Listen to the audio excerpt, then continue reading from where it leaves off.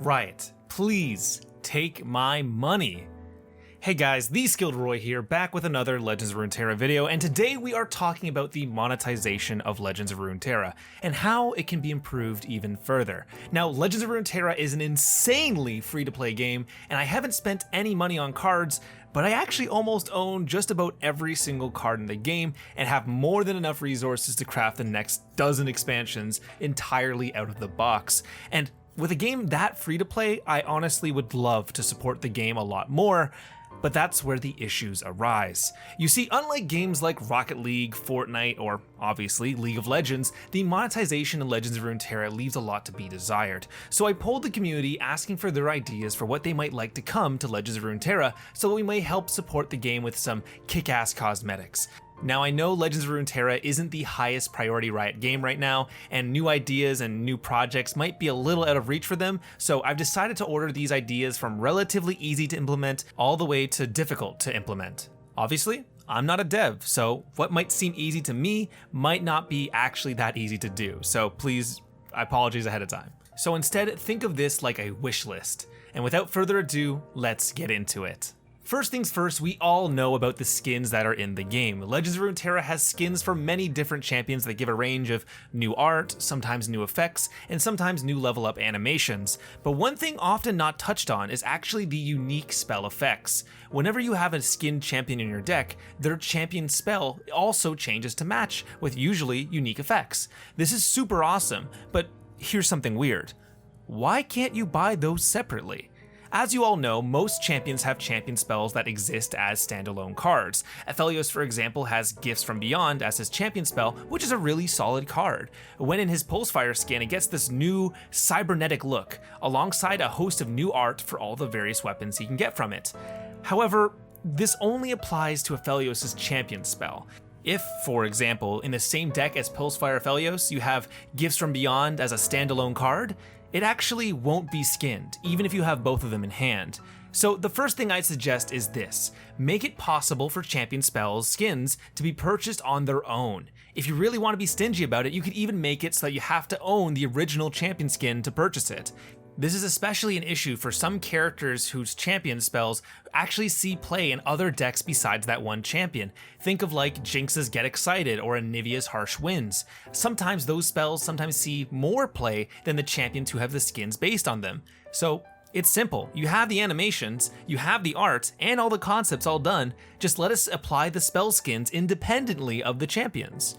Now, speaking of things that are already in the game, a long time ago, during the release of the Shurima set, they showcased a region road that came out around the same time as usual, and at the end, we got a card back for the region, just like every other region road. But for Shurima, the water on the back of the card back was actually flowing.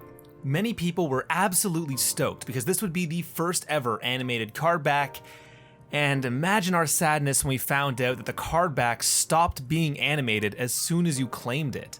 That really sucks, but it does present an amazing way to differentiate the free card backs from the paid ones. As you all know, by completing a part of the region road, you get a card back for that respective region. What if, as an alternative, they were to sell lightly animated versions of those same card backs, something that they at least have some version of already in their files?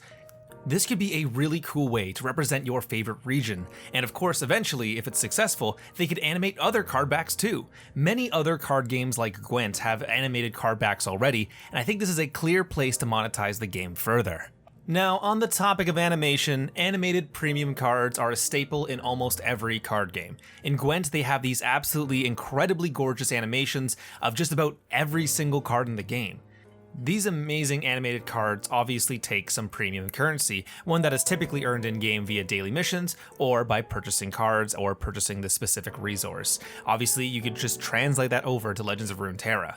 Now, I know what you're thinking, animations on cards, isn't that something pretty difficult to do? And yes, obviously it is very difficult to do, especially when the cards might not have been drawn in a way that's easy to animate. However, some clearly were. And I know this because Riot has actually already made multiple animated cards in the past. Well, not exactly, but they've animated the same art that is on those cards. So, for example, we have Kane's level 2 art before he chooses Shadow Assassin or Rost. This art was used during the beginning of the current expansion Awakening, and it was used on the homepage when the expansion launched. Shouts to Marshall, who is actually editing this video, using his editing wizardry to also make a quick mock-up of what that might look like. Now, obviously this pool of currently animated cards is rather low because we've only had 1 or 2 cards per expansion that's been on the homepage for this, but it is something that they could do to add more value to the very few anime cards they've already done. And hey, if people like it, they could then see it as a sort of easy investment towards pursuing it into the future because they know that people actually enjoy it. Now, those were ideas based on existing infrastructure and existing assets that they've already made. Some of these next ones are not, which I can only imagine adds a certain level of difficulty to their inclusion, especially because some I feel are actually rather obvious, so the fact that they haven't been done probably speaks to a technical limitation or issue. Nevertheless, here are some of those ideas. One big issue with Legends of Runeterra's monetization is that it's very difficult to justify buying more than one thing. And what I mean by that is that often there's limited slots for each type of cosmetic. Obviously there is 6 emote slots, but there's only 1 slot for your board, 1 slot for your card back, and 1 slot for your guardian. Obviously the first easy example here is you just increase the number of emote slots, and while this could disrupt the emote metagame a great deal, I'm willing to bet it's well worth that disruption. However, that's just merely a band-aid fix. After all, you can't exactly have 2 boards equipped, or even have 2 card backs without it looking like a little odd. Maybe you could force 2 guardians to stand next to each other on the same pedestal, but I doubt it would look good. So instead, I suggest something relatively simple. A way to mark your favorites within a certain type of cosmetic, and the ability to choose between your favorites. This means every single time you queue up for a match, instead of just typically choosing your usual cosmetics, you'll be given a random one across your card back, your board, and your guardian, entirely random based on which ones you selected to be a part of that random carousel. This helps encourage people to be okay that they've already bought a bunch of previous cosmetics, or that they have perhaps bought maybe 40 plus guardians. Shut up, I don't have a problem. But when it comes to buying a lot of cosmetics, I fully admit I have bought quite a few.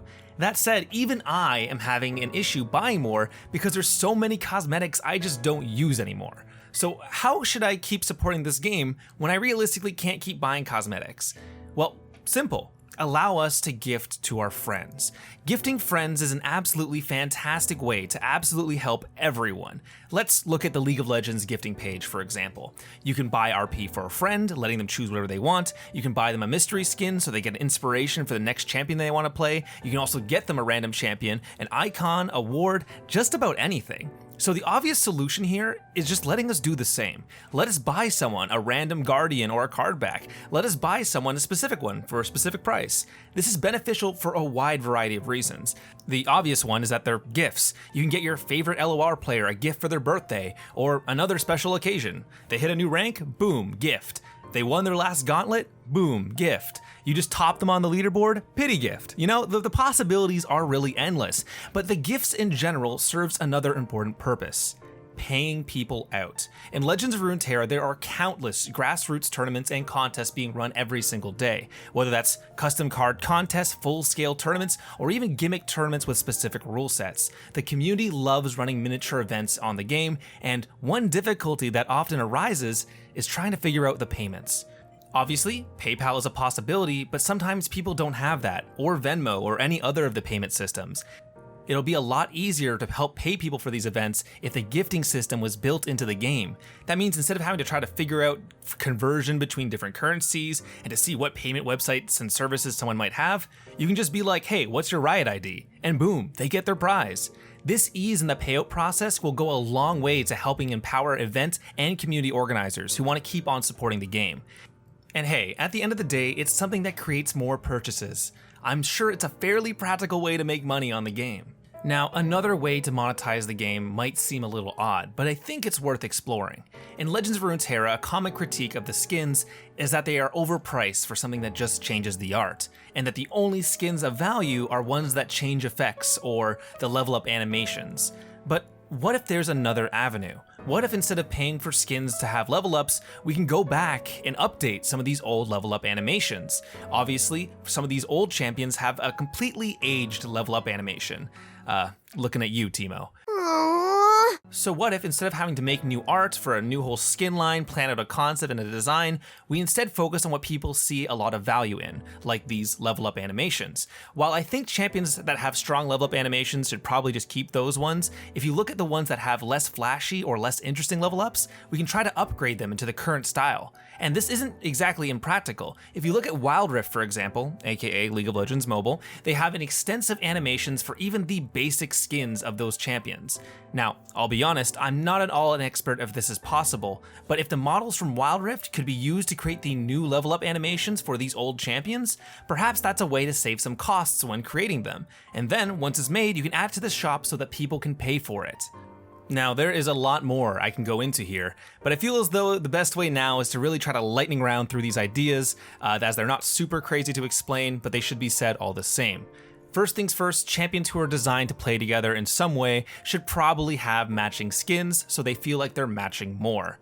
In addition, there are also certain followers who are almost always play with their respective champions, such as spiders with Elise. It would be cool to have a higher price bundle that gives skins to all the various spider followers. Now, obviously, there are a lot of spiders in Legends of Runeterra, but maybe just choose a few of the most played or the most powerful ones.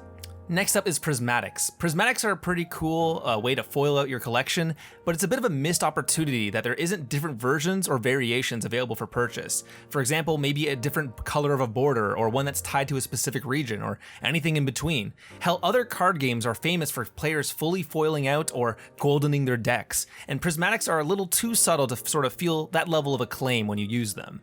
Finally, when it comes to buying cosmetics, a lot of newer players have missed out on some of the coolest cosmetics being added to the game, mostly due to them being tied to an event pass. I understand this can get into sort of nebulous territory if this is even allowed or possible, but bringing back those cosmetics, or a variant of them back, and putting them in the shop would be an incredibly good decision.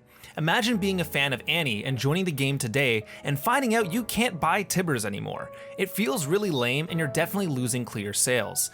So when the event is over, maybe in a season or two, or maybe one full event later, you can then add them to the shop on a specific individual fee that's a bit higher, so it feels like you get the most out of your dollar.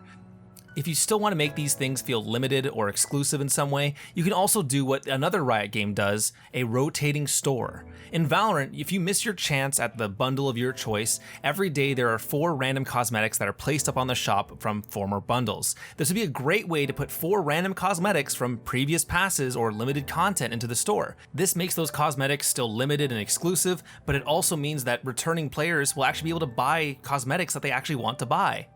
At the end of the day, I truly believe that most people who have the means to buy the event passes will continue to do so, as it's an insane value for your dollar.